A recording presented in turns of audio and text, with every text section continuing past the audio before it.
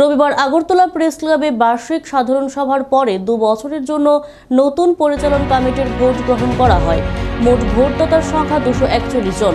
এই নির্বাচন প্রক্রিয়া দুটি বুথে সম্পন্ন করা হয়। একটি বুথে 1 থেকে 120 জন, আরেকটি বুথে 121 থেকে 241 জন। এখন শুধুমাত্র ফলাফলের অপেক্ষা। নির্বাচনের পর নতুন পরিচালন কমিটি সদস্যা কারা হন। মাননীয় প্রেসিডেন্টকে আমি বলছি, সবচেয়ে বেশি উৎসাহ শিকার হয়েছে আমি ব্যক্তিগতভাবে, অপপ্রচার মিথ্যা প্রচারের শিকার হয়েছে আমি ব্যক্তিগতভাবে।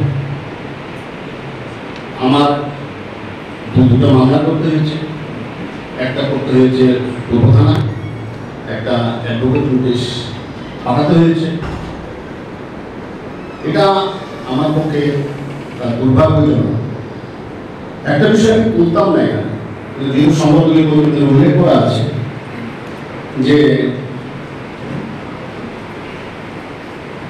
শান্তিনিকেতন মেডিকেল কলেজ থেকে প্রেস ক্লাবকে জড়িয়ে মিথ্যা অপপ্রচার করা হয়েছে।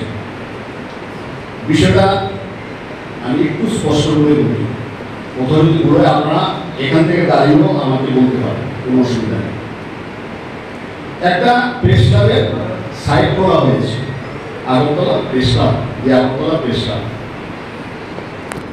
আমি ওই সাইডে হোয়াটসঅ্যাপ গ্রুপের মধ্যে নেই। তো আমাকে একজন এই ক্লাবের টপ মোস্ট সিনিয়র মেম্বার